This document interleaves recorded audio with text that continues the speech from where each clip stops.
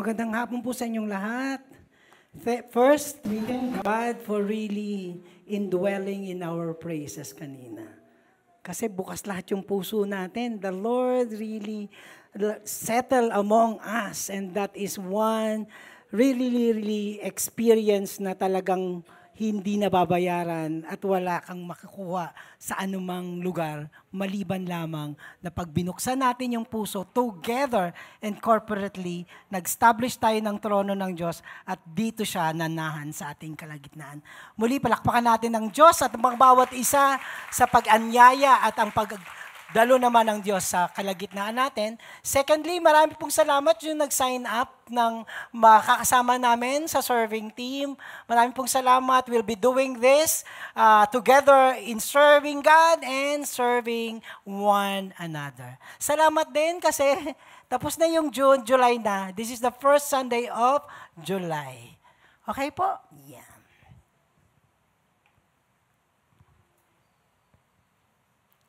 Sabi, man's primary pursuits are power. 3 po ito, power, position, and possession. This is human sense of life and being.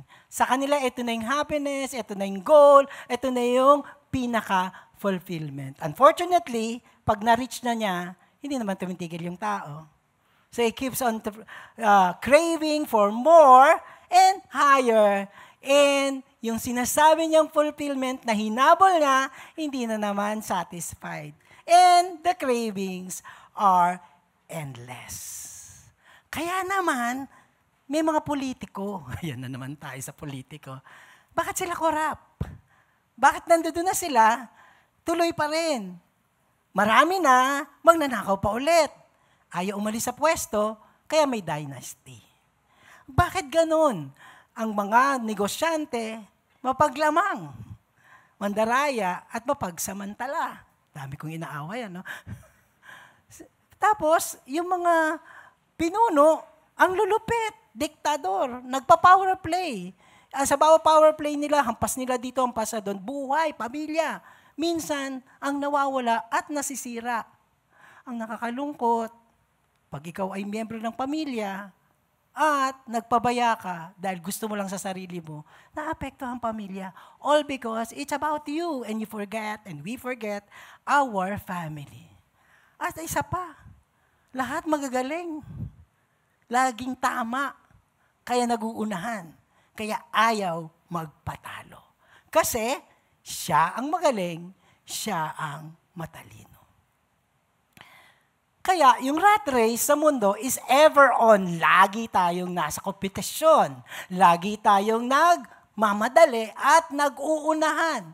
Hindi na lang basta powerful, kung hindi superior. Hindi lang nasa posisyon, kundi on top. Hindi lang mag-claim ng maraming possession, kundi the richest. Man's pursue people or anything that can give them their wants, happiness, passion, and pursuit. Kaya, sa endgames, nung tinalo lahat ni Thanos, ang lahat ng Marvel superheroes, yung iniidolo ng marami na superheroes, may mas mataas pa pala. Di ba, mukhang nag-mourn, na-lost ang mundo nung end games.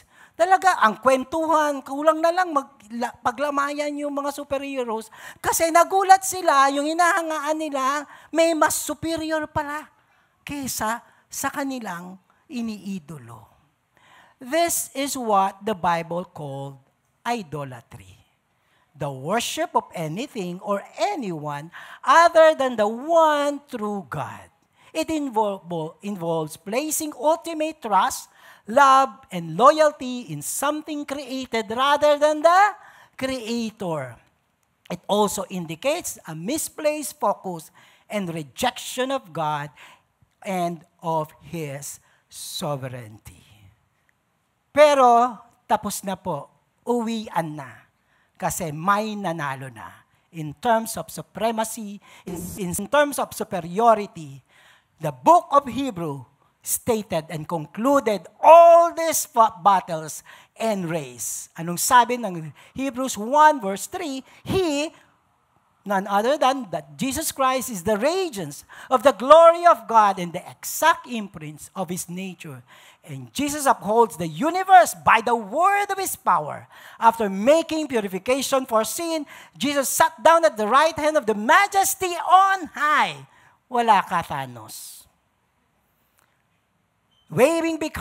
Having become as much superior to the angels as the name Jesus has inherited is more excellent than this. Kaya, si Book of Hebrew, meron siyang warning. Hebrew 2 verse 3 issued a stern warning against rejecting and abandoning Jesus Christ, the superior God. If we ignore or neglect to our forever ruin, the great salvation and the one true Lord and Savior. May I welcome you to the new series at medyo matagal po tayo dito kasi nakita niyo po ba, 12 linggo, that is 3 months. Pagdating ng September, my birthday month, nasa Hebrew pa rin tayo. Because we will be studying the superiority of the Lord Jesus Christ.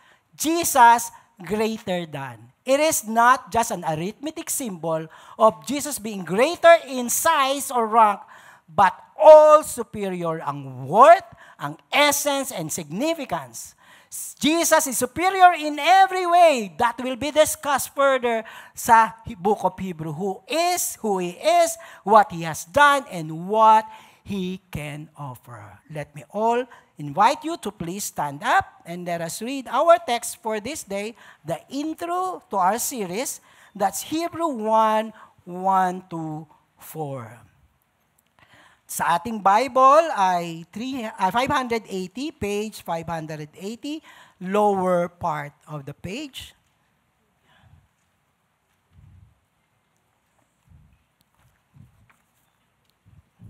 Say amen kung nandoon na kayo. Yeah, amen. Ako nawala sa page. Okay. 580, say amen once again. Let us all read. 1, 2, 3, and go. Long ago, at many times and in many ways, God spoke to our fathers by the prophet. But these last days, He has spoken to us by His Son, whom He appointed the heirs of all things, through whom also He created the world. He is the radiance of the glory of God and the exact imprint of His nature, and upholds the universe by the power of His word. After making purification for sin, He sat down at the right hand of the Majesty on high. Having become as much superior to angels as the name He has inherited is more excellent than this. Lord, thank You from the time that we started and opened this service. You are Your supremacy. In fact, You make Your throne among us. We are so humbled, and we are not yet through with this. You have a lot more by the power of Your words and the anointing of the Holy Spirit, even as we study Your superiority, our Lord and Majesty, Jesus Christ. This we pray in the mighty name of our Lord Jesus Christ. Amen and amen. Sige po, upo na po tayo. Magbabackground lang po ako ng konti para bakit ba sinulat ng unknown author hanggang ngayon po, hindi nila pa hindi malaman for sure kung sino ang writer ng Hebrews. Pero it is inspired part of the Bible, this book.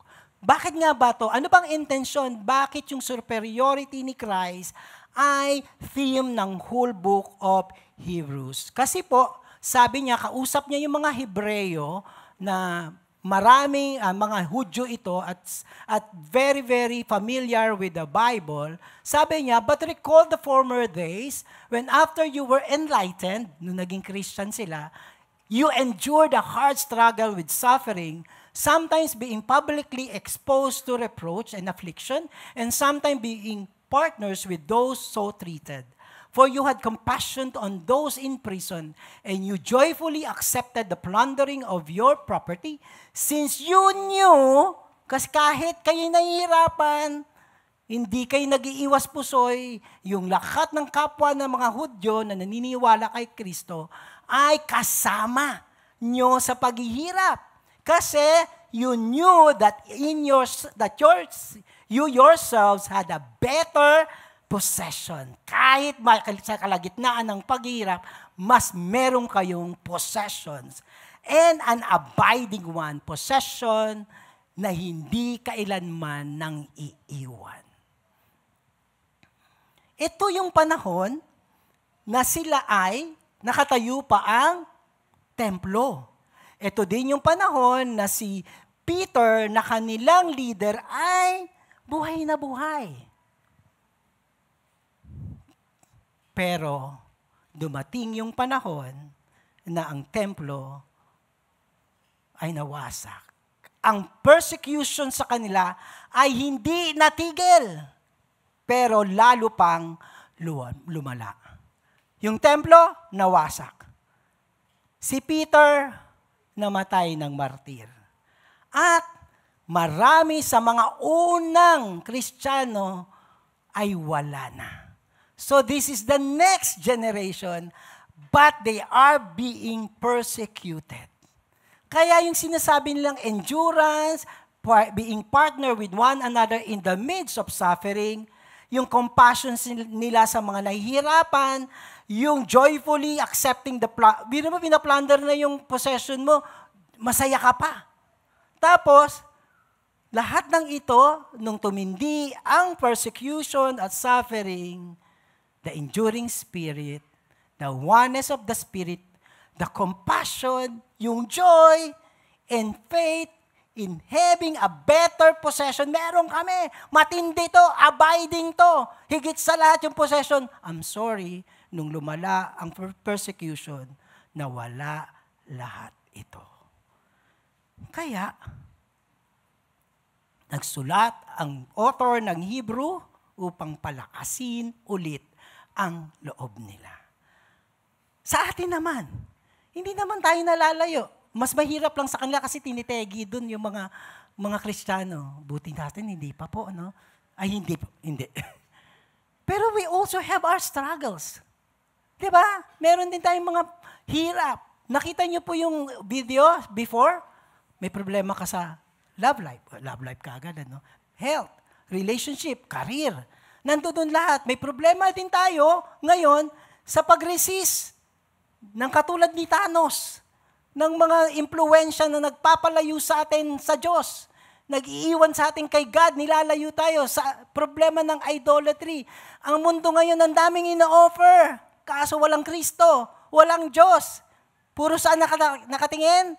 Ino-offer nga ito, magpapasaya sa'yo, pero para lang sa'yo. We are facing that kind of struggles in life with many, many versions of struggles, and also we are being challenged by the temptation of the world. Ang nangyayari tuloy, katulad ng mga Hebrew, we are throwing our confidence with the one true God.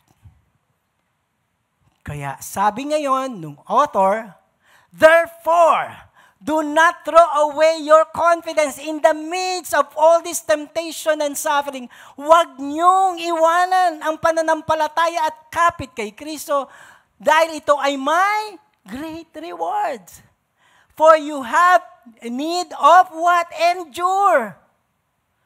Ang calling ng book of Hebrews and this afternoon is to have endurance so that when you have done the will of God, may you receive what is promised. And the very means to keep us in faith and being faithful to God as Christian is always na ginagawa ng Hebrew at gagawin ko ngayon is to remind you of and to be deeply knowledgeable of who Christ is. Kagabi pa, kahapon pa, binibida-bida ko sa puso ko kung sino si Kristo. I'm so really excited doing this. Kasi talagang para akong campaign manager sa ramdam ko. Bukas, ipapakilala ko sa ating lahat kung sino si Kristo. So help me God. Kaya niya yun, anong sabi? Sa lahat ng tukso at sufferings, it is knowing who Christ is up close and personal. Greater His superiority over everyone and everything. Are you ready to see the superiority of Christ Jesus? Number 1, superiority is Christ is the full revelation and manifestation of God. In fact, Jesus is God. Bakit ganito yung tono ng Hebrew? Tayo kilala na natin si Kristo na Diyos. Pero nung panahon ng Hebrew, hindi nila, nakasabay nga nila eh. Tapos sasabihin mo, Diyos, pinako nga sa krus eh. So may issue sila nun. Kaya anong sinabi ng Hebrew, siya ang full revelation kung sino ang God. He is the full manifestation in flesh and blood kung sino ang ating Panginoon. So the verse 2, long ago, and many times and in many ways, God spoke to our Father by the prophets. Una na, sa Old Testament, sinabi na kung sino si God. Pinrophesy na sa pagdating ni Kristo. Pero sino nagprophesy? Sino nagsalita? Mga propeta. Punta lang muna ako sa kapanahunan natin. Di ba? Ang daming filosofia kung sino si God. Di ba? Madaming ang religion na create, na distorted ang pagkakilala kay Kristo. Maraming views and philosophies that does not align who God is. Kaya ngayon, nag-create sila ng bagong Diyos at Diyos-Diyosan. Kahit pa ang totoo, sabi sa Romans, for what can be known of God is plain to them. Nagpahayag ang Diyos in the Old Testament kung sino ang Diyos. It is plain to them because God has shown it to them. In the Old Testament at panahon nito, nakita mo yung mga propeta nagsabi kung sino ang Diyos. Siya ang gawa ng langit at lupa. May darating na Diyos. The Messiah. Sinabi ito. Kaso, anong ginawa ng tao? Nagawa ng kanilang sariling Diyos. That is idolatry.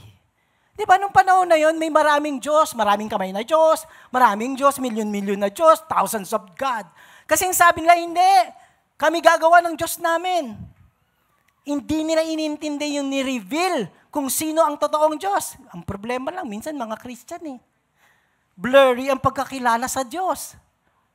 Pag meron na, ay oo nga, pwede yan. Ganyan nga si God eh. Di ba po? Kasi ba? Why it's blurry? Kasi hindi nag-aaral ng salita ng Diyos. We're not taking time to really read the Word of God. Kaya kapag may narinig na parang totoo, ay totoo nga. O kaya, mas inuuna natin yung Diyos, gusto natin, Lord, ganito ko ha. Pag humingi ako, bibigay mo ha. Pag hindi mo bigay, magtatampo ako ha. Tapos pag nagtampo ako, habulin mo ko ha. Blurry yung who God is, who Jesus Christ is. Paano ulit? Again, selfishness. Self-centeredness, ang tinitingnan lang ay sarili. But, in the last day, hindi lang na sa propeta nagsalita ang Diyos. Hindi na lang sa law. Kasi He has spoken to us by whom? By His Son. Jesus Christ, the Son of God, is the highest and the fullest revelation of who God is. When we are talking also, pag tinignan natin yung scripture, sino ba ang Diyos? Mga salita ni Kristo ang sasabihin natin. Nung bumaba si Kristo, ang nagsabing, ito ang Diyos. Alam niyo po ba, nung bumaba si Kristo, ang Diyos na seemingly at a distance, seemingly ang layo-layo, nung bumaba na si Kristo, nakuha mo na yung Diyos. Then Jesus Christ introduced who God is, who is the Father is. Tingnan niyo po, si Apostle John, in the Gospel according to John. Anong sabi niya? Nung nakita niya na, dahil apostle siya, no? Kasama niya si Kristo. Nung nakita niya si Kristo, anong sabi niya? And the word of the prophet and the law became flesh and dwelt among us. Di ba pag tinitingnan yung picture, wow, ang ganda sa Shopee. Ganda ng picture, no? Pero pag bumating na sa'yo, hindi pala ganito.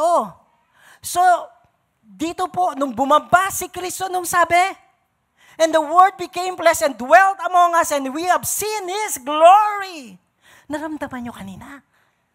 Di ba ang solemn-solemn ng buong kapaligiran at nagpupuri?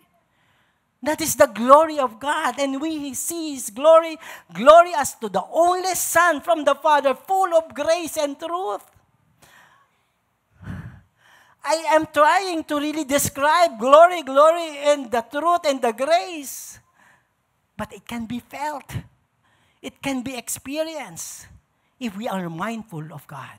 No one has ever seen God, the only God. He is the Father's side. Sino nag-made known to us fully kung sino ang Diyos?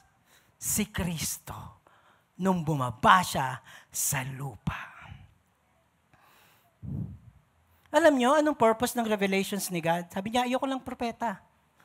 Ayoko lang, when I look at the stars, I saw your glory. When I look at the mountain, magnificent si God. Ayaw niya lang yun. Bakit pinakilala ng Diyos mula sa Old Testament hanggang ngayon? Because God wants to have fellowship with us. Grabe tayo nililigawan ng Diyos. Di ba? Pag meron tayong gustong-gusto na idol lang, habulin natin, tingnan natin. Pas niligawan ka ng konti. But this is the different case. The glory from the glories of God came down. Kaya tuloy yung hanap talaga ako yung, hindi ko na napakita yung mukha ni John Na talaga, itong Diyos, kayakap ko. Nireveal niya talaga, bumaba pa si Kristo sa lupa upang ang Diyos ay not from a distance. Dati di ba yung kanta na from a distance, ang saya-saya mo? Nung naging Christian ako, hindi siya from a distance. I can embrace God. He is with us. Because He revealed Himself. Kailan doon pumunta sa iyo ang Diyos? Pinakilala niya ang sarili niya. Kasi mahal ng Diyos ang bawat isa para pakilala ang sarili niya sa atin. Ganito kadakila at superior ang ating Panginoon. Balikan ko lang po ito. Yung prophet muna, fragments lang. Fragments lang. Si prophet Isaiah, ito lang yung sinabi niya. Hindi pa buo tungkol sa Diyos. Tapos ito na naman. Tapos throughout the Old Testament, nagpo-progress. Ito pala ang Diyos. Pero ang ending na. Nung si Kristo na, walang labis, walang kulang, siya, the glory of God. When the perfect has come, the Messiah, nung bumaba si Kristo, yun na ang kabuuan kung sino ang ating Panginoon. Salamat na sulat sa Bible, kaya meron din tayong first-hand experience ng kung sino ang ating Panginoon. Last days, kailan ngayon ang huling araw? Nung bumaba si Kristo, the perfect time has come. Secondly, Christ is the radiance of God's presence, glory and holiness. Grabe ito, no? Anong pangalan niya? Emmanuel, God is with us. He is God with us. Di ba nga, balik lang ako sa Old Testament, di sila makalapit sa Mount Sinai na binibigay yung tablet of stones. Talagang may level pa. Ang pwede lang umakyat ay si Moses. Hindi pa sa to kasi masusunog ka. Ganon ang God is a transcendence God. Ibig sabihin malayo, He's so holy, sige masusunog ka. But when Jesus came, He is with us. The nearness of God is with us, with the radiance and the glory. He is the radiance of the glory of God and the exact imprint of His nature. Sabi ni Hebrew, kung sino si Kristo, ganun ang Diyos. At ang kalawalatian ng Diyos ay kalawalatiang binaba ni Kristo dito sa lupa. Mismong si Kristo ang nagsabi, I and the Father are one. Again, punta tayo sa context ng Jew nung time na yon. Inis na inis sila. In fact, si Kristo ay sinintensyahan kasi kiniklaim niya na Diyos din siya. Pag ako kaya pumunta ako dito, sabi niya, I am the third Jesus Christ. Meron na kasi sa Davao, second yun. But Jesus, ito balik na tayo sa seryoso ha. Nung sinabi, I and my Father are one. Di ba, kung ikaw ay Old Testament, mapatuin ko to. But God is true. Di ba, tapos na ang labanan, sinabi ng Hebrew that I, or the Son, and the Father are one. Whoever seen me has seen the Father. Kasi sabi ng mga disciples, gusto namin makita, kailan ba namin makikita ang Diyos Ama? Sabi niya, tatagal ko niyo ako kasama. Nakita niyo na din ang Diyos. Do you not believe that I am in the Father and the Father is in me? The reflection, pag sinasabing reflection or radiance of the glory, actually it's about the divine presence. The splendor, His holiness, His mighty acts, which Christ accurately, saktong-sakto kung sino ang Diyos Ama, nung bumaba siya, accurately manifested and experienced by His disciples while on earth. Alam niyo ba yun? Yung pinatigil ni Kristo ang bagyo? Inaarte ko sa ikaw kaya dun si Peter. Nakita mo? Sabi niya, tumigil ka bagyo. Bising, tigil. Di ba mamamangha ka? That is exactly Jesus when He revealed who the Father is.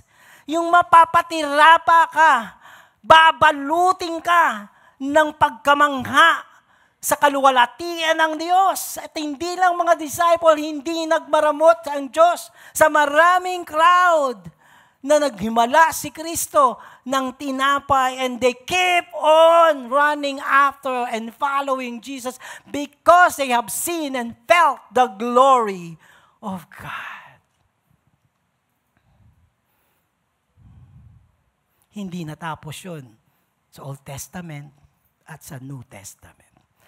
Up to this time, the Holy Spirit dwells in us, and the same radiance and glory of God resides among the people in a place and time that He is exalted.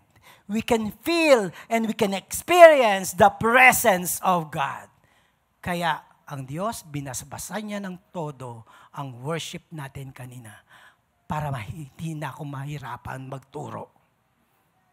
Sabi ko, Lord, salamat po. Lord, salamat po. Naramdaman niyo to. This is God in us, among us. Wag lang corporate, sa bahay niyo. Naramdaman niyo ba? Natataranta ka na. The Lord, in His mighty presence, touch your heart to calm you down. Tapos nagsiselebrate ka sa Lord, Lord, salamat po. The Lord is also with you. Hindi maramot ng Diyos nung pinakilala niya ang kanyang sarili. This is the superiority of our God. Christ is the superior living word of God. Wala nang iba pang katotohanan, salita at quotation na hihigit pa sa salita ni Kristo na sinulat ng mga gospel writer at sinulat ng mga author sa Bible. Wala nang higit na. Pasimplehan ko kayo. Sabing gano'n ni Hebrew 10, through whom also He created the world. Si Kristo ang naging creator ng mundo.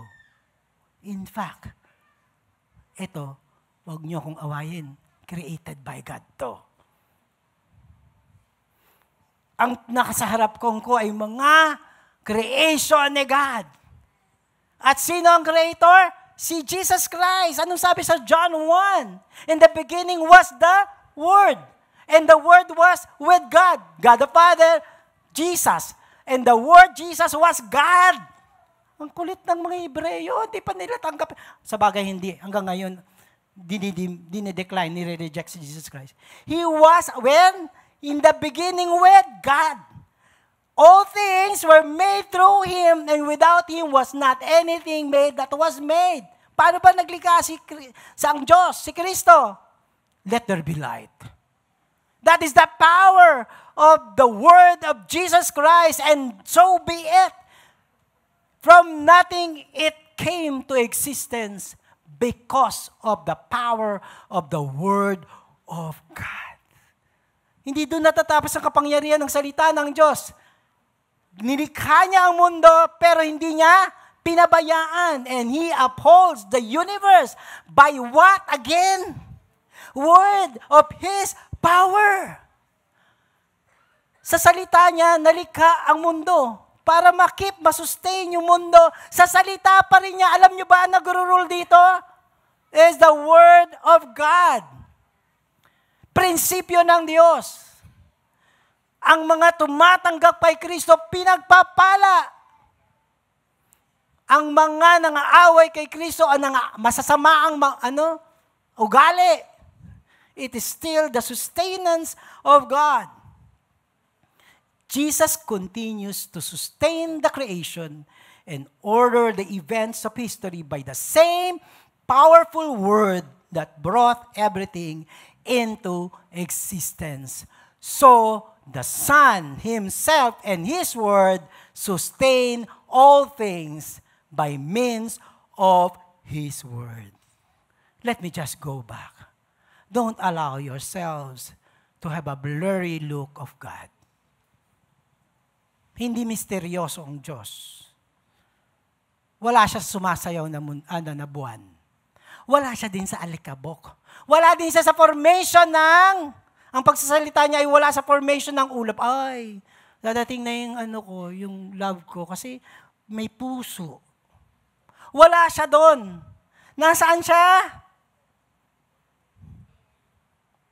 Misteryoso ba ang Diyos? Nagpapakipot ba siya? No. My advocacy is always value the Word of God. Know how to read and meditate the Word of God. Kaya nung tinukso si Kristo, sabi ni demonyo, mag-perform ka nga. Ano sabi ni gawin mong tinapay yung bato. Anong sabi niya? O anong pinanlaban niya? Sa tukso. Ano dapat din panlaban natin? Man shall not live by bread alone, but by every word that comes from the mouth of God. We are surrounded with a lot of temptations. And our knowledge of who God is gives us the power to reject temptation because of the Word of God. Whom He appointed the heirs of all things. Siya na yung gumawa, siya na yung sustain simply because of His Word. Anong sinabi ng Father? Ikaw ang tagapagmana ng buong creation. Sabi sa Psalms, I will tell of the degree. This is I, the Father. The Lord said to me, you are my Son. Today I have begotten you as of me, and I will make nations your heritage, and the ends of the earth, your possession. Kasong sinabi ni God, go to all the nation and make disciple. Kasi sa buong mundo, ando dun yung mga anak ng Diyos at tayo ang speaker na magdadala because they should be to God and not to the devil. Kasama tayo ngayon. Di atin din ang kapangyarihan, atin din ang possession ng earth. Kung saan ka nakatayo, possession mo yan, at nung sino man yun nando doon, na kailangan niyang makilala ang Diyos, iyan. Huwag tayong magpatakot kay Satanas. Because the earth and the creations are for God. Let me go back doon sa umpisa. Ano ang main pursuit ng tao? Power, position and possessions. This is human sense of meaning and happiness. Alam niyo ba, nung tinukso si Kristo, ni Satanas, lahat yan binigay. Pag binano, 3 yung tukso, lahat yan yun. Pinapunta pa siya sa tuktok, parang ang buong siyudad at lahat ng kapangyarihan at mga treasure dyan, iyo ibibigay ko. O, tukso na. In the same way that we are always enticed by the lure of the world to that point that we can reject, leave our God, our superior God. Kuhain natin example ni Jesus Christ. Nung in-offer lahat ito ni Satanas, anong sagot niya? You shall worship the Lord your God, and Him only shall you serve. It is about Christ's devotion to the Father alone. Kaya hindi siya natukso. Kasi, ang devotion niya, si Father lang. Hindi ko ipagpapalit si Kristo. Kay Kristo lang ako. Ay, kay God lang ako. Kay Father lang ako. Kahit kanong pa ang ialok mo sa akin. Kumikinang man yan, mataas man ang posisyon yan. Titingalain man ako ng mundo, hindi pa rin ipagpapalit ang aking Panginoon. Di ba natutukso tayo? Lagi tayong natutukso.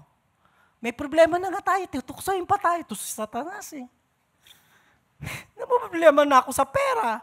Tutuksoin pa ako sa pera. Iyon na yan. Mandaya ka na. Pero nung sagot ni Kristo, nung sinabi sa kanya ni Satanas, magpatihulog ka. Kasi kung mahal ka ng Diyos mo, ng tatay mo, iingatan ka niya. Hindi ka niya sasaktan. Di ba si Kristo, pakita ko kaya na mahal ako ng ama ko, ng Diyos Ama. Kaya, sige nga, magpapatihulog ako dito para hindi mo magugoyo ang Panginoon. Kasi, bakit? Kilala niya yung Diyos niya.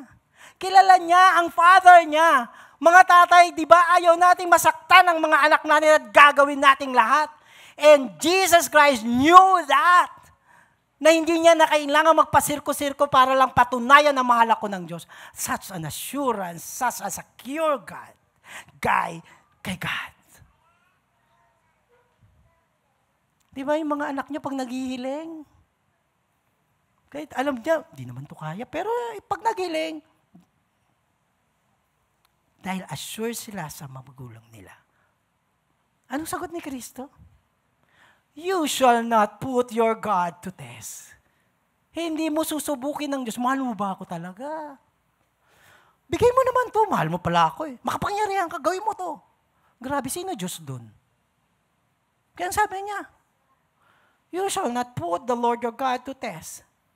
Jesus is so full of His confidence of who the Father is. Hindi siya pababayaan ng kanyang Panginoon.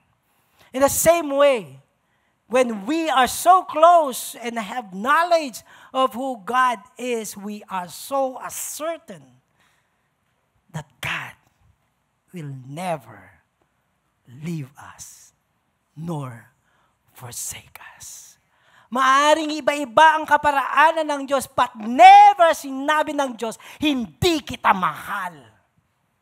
Maaring hindi sakto sa gusto mo, Diyos siya. Maaring no ang sagot, Diyos siya. Maaring wait ang sagot, siya ang superior God. Pero sigurado, umihin mo, katulad ng pagkakasiguro ni Kristo at kumpiyansa niya sa Diyos Ama, ang kumpiyansa natin sa superior God. Christ is God's superior and ultimate sacrifice. Ito po, sabi niya sa verse 3, after making purification for sin. Grabe, di ba kanina puro greatness? Pagdating dito, biglang Lord. Kasi tingnan niyo po, di ba, let's go to the goodness of God. Sino ba nagbigay sa atin?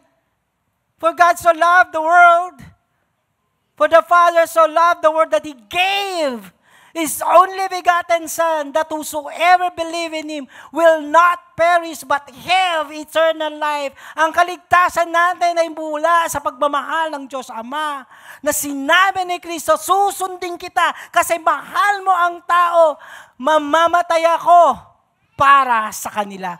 The purification for sin. He gave His begotten Son to provide for our forgiveness and purification. The Father sacrificed His own Son to die and shed His blood at the cross. Let's go to the Father. Diba? It's not easy for the Father in heaven to give up His Son. And it is not also easy for the Son to obey. Diba sa Garden of Gethsemane? Diba, nagkaroon siya ng stress, ng todong stress, kasi mamamatay siya. Kakaunin niya yung mga kasalanan natin, at kapag nasa kanya na yung kasalanan natin, yung magandang relasyon nila ng Father and Son will have some problems. Kaya nung nakapako si Kristo sa krus, hindi makatingin ang Diyos Ama. This is the supreme sacrifice of the Father and the Son. At sabi nga, although Jesus Christ was a Son, saan niya natutunan ang pagsunod? Sa langit, perfect yung relationship nila. Hindi niya kailangan sumunod, yun na sila. Pero nandito bumaba siya, mapapako siya sa cross, He learned what? Obedience through what He suffered. And being made perfect, He became the source of eternal salvation to all who obey. Alam niyo, lagi ko itong nire-recreate sa puso ko kapag Garden of Gethsemane na, let this cup of suffering be taken away from me. Kasi nga, hindi simple, sige, mag-ano ko, pipil trip ako sa mundo. Tapos ipapako ko sa krus. Hindi ganun yun. Jesus is holy. Jesus is glorious. And yet, He who knew no sin became sin because He loves us all. The Father gave up His Son to die on the cross, and the Son obeyed His Father until the end. Until the end. Balik lang po tayo ulit. Ano labanan sa mundo? Tumaas. Marami. Dahil lahat yun yung gusto. Away tayo hanggang pumatay, hanggang mamatay. Para magtagumpay, para maging superior, para pinakamayaman. But the paradox of it, the irony of this, sabi sa Hebrew 1 verse 3, where did He sat at the end of the completion of His of dying on the cross and resurrection? Ano sabi? He sat at the right hand of the majesty on high. Anong sabi natin yung mga supremo? Anong masasabi mo, Thanos? At yung bago, anong masasabi mo, Metina? Taga Channel 7, kaya Sangre. Di ba? Anong takbo ng mundo? Patayan, labanan para sa sarili, para tumaas, para maging sikat. But I tell you, si Jesus Christ, anong kaparaanan na nakaupo siya sa trono ng kaharian ng kalangitan?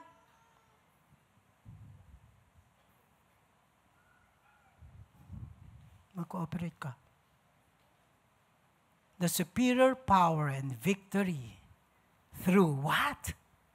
Humility and sacrifice.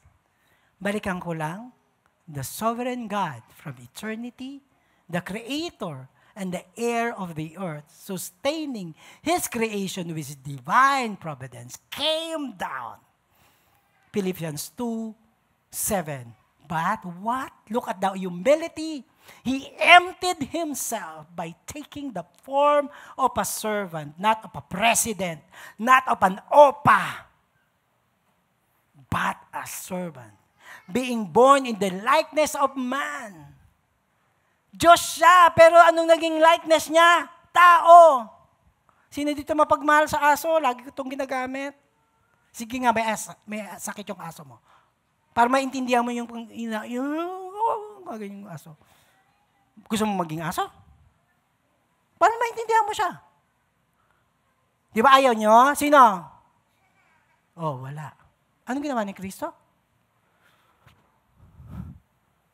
Naging katulad natin. Ano ba tayo? Di ba, kukulit natin?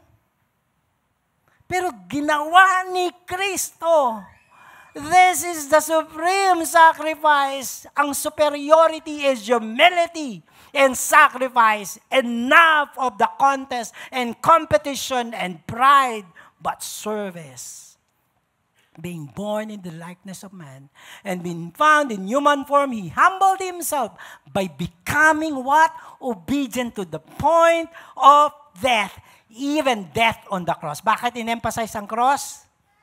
Mga kriminal ang namamatay sa cross.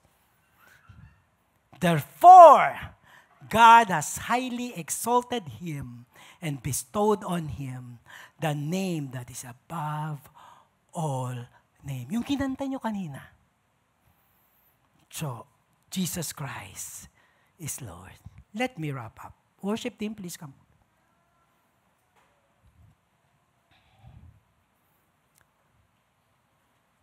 Di ba anong nakalimutan nila nung tumaas na yung tukso at saka sufferings?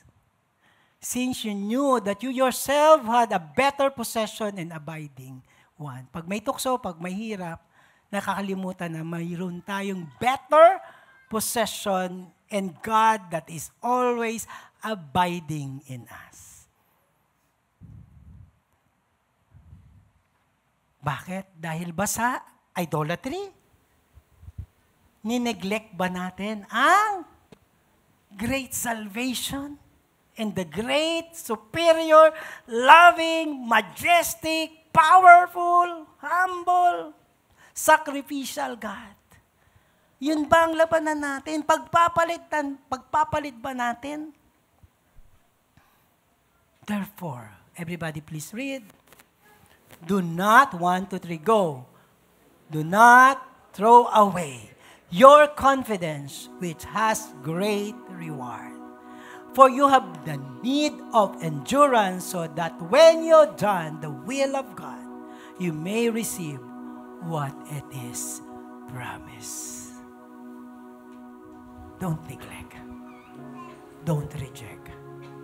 Don't abandon Christ. No one can be compared to Jesus Christ. Idikit lang eh. It cheapens. Tapos, ipagpapalit natin. Kanina pa ako, nagpe-pray si Jade, sabi niya. Tapos nag-worship tayo, tapos nag-communion siya. Sabi niya, Lord, please nga po, yung mga puwang sa katauhan namin. Alam niyo, nag-preach na siya kanina eh. Actually, sabi niya, in every system. The call now is in our every system. Baka may bahagi pa ng buhay at katawan mo ang hindi surrender kay God. Imagine mo, pagpapalit mo yung space na yon sa superior, loving God. Kaya push siya ng push eh. Yung mga secret scene, sabi niya, lahat ng rooms, be filled up. Alam niyo po ba, kahit Diyos yun, nung sinasabi niya yun, I did pray, God, di ako perfecto. Kaya sabi ko, Lord, please, yes, every system of my body, my mind, my heart, you are speaking to us through Jade. And He helped me to land this preaching, to surrender everything to God. Walang judgment. Walang mas mataas ang isa dito. Lahat tayo ay bunga lang ng awa at biyaya ng Diyos. Now, pagtayo natin dito, gaya ng kanta, everything, Lord. Lord, di ka namin pagpapalit. Lahat, Panginoon. Lahat ng bahagi ng aming buhay, puso, isip, kahit katawan, Panginoon, ay sinusuko namin sa superior at nag-iisang Panginoon.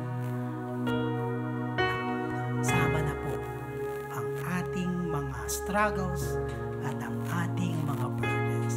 Mabait ang Diyos. Tumayo po tayong lahat. Father in heaven, thank you. Yes, indeed. From the beginning of this service this Sunday, God, damang-dama ka na namin. You use everyone. You use even the usher when they serve us. The worship team, Jade, and myself, and even the tech team, Lord. You all have set things so that when we open our hearts and allow you to just move in us, ulitin ko lang, Lord, every system of our life, take control. You are sovereign. You are the divine providence. We open it up, Lord. We open it. We open it. Lord, bukas na bukas po kami. Salamat. Even as we ask for forgiveness, patawarin mo. Salamat. Dahil yung dugo mo ay sapat upang linisin ang aming karumihan, ang aming pagpapabaya sa iyo, ang hindi ka namin pinapansin, ang pinagbabayaan ka namin. Patawarin mo po kaming lahat. At salamat sa katiyakan. The blood of Jesus is cleansing each and every one of us, and every part of our life that is a blessing to God is being cleansed by the power of the blood of Jesus. And receive the blessing of God, and receive the cleansing of the Father, Son, and the Holy Spirit. And this time, sumusuko kami sa iyo, kasabay ng pagpupuri namin sa iyo. Muli lilikain namin dito yung trono, maupo ka sa aming kalagitnaan. Let us sing, I Surrender.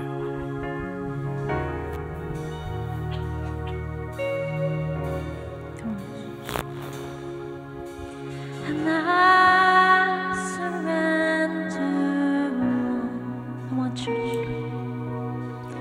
I surrender all to thee, my blessed Savior. I surrender all.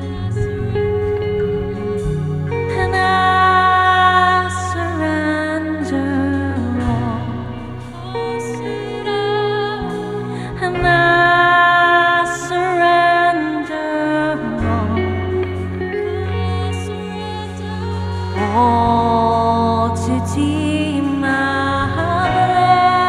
blessed Savior. I surrender all. Come on, church. And I surrender all. You deserve everything, oh God. I surrender all to thee, my blessed Savior. I surrender all to thee, my blessed Savior. I surrender all to thee, my blessed Savior. I surrender all to thee, my blessed Savior. I surrender all. 1,000 generations fall down and worship, sing the song of ages to the Lamb.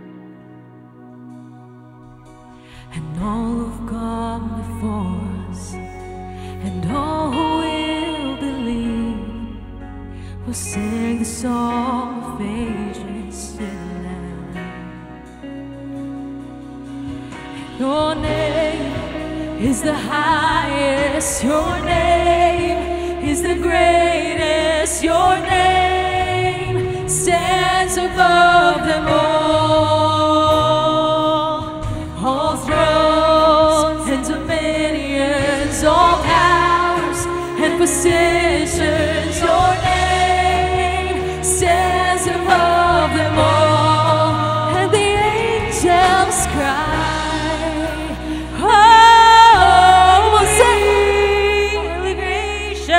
Cries, holy, you are lifted high, holy, holy forever. Hear people sing, hear people sing, holy to the King of Kings. Holy, He will always be. Holy, holy forever.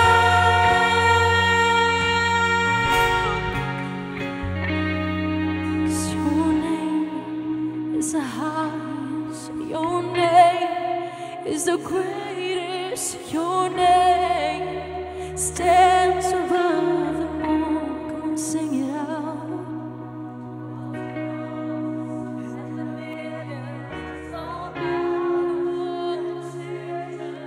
Your name stands above them all. Sing your name.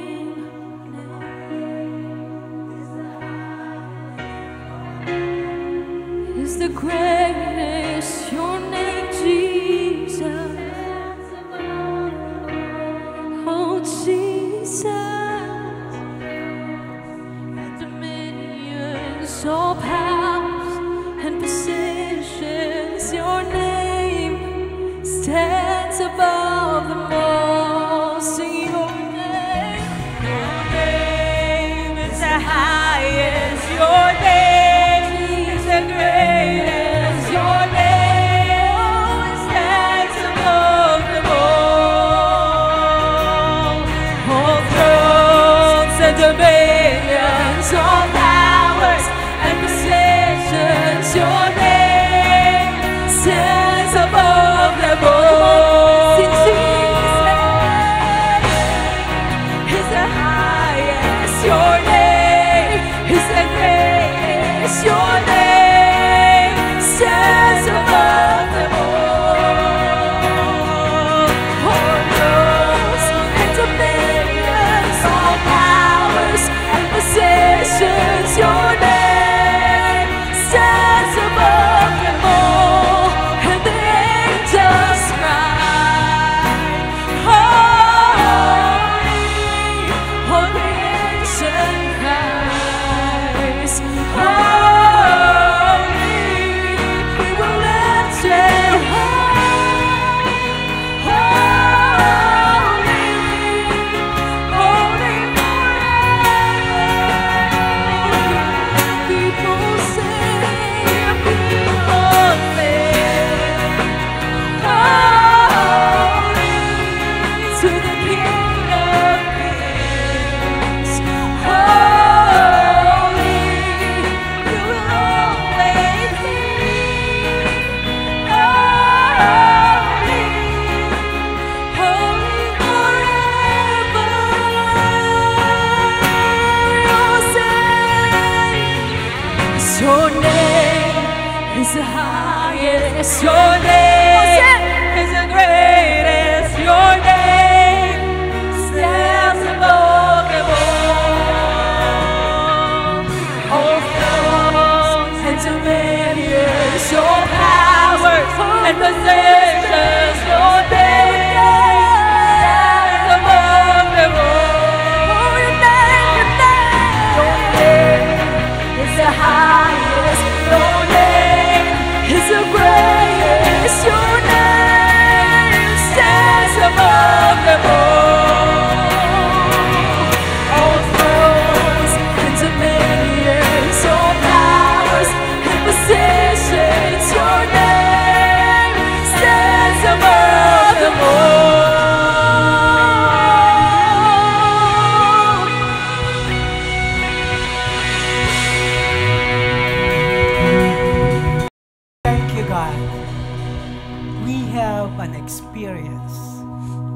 revelations. And from every tribes and nation, they are calling your name and saying, Holy, holy, holy, holy. We are humbled by the opportunity to declare and lift up your dominions, your thrones, and your glory. Thank you for being among us. Babaunin po namin ang radiance and glory and presence mo, hindi lang dito, kundi sa bawat lugar at araw ng aming buhay. Baunin ng nyo, dalhin nyo sa inyong tahanan ang kapangyarihan at ang pagpapala at presensya at kaluwalhatian ng Diyos. This we pray. In Jesus' name, Amen. Amen.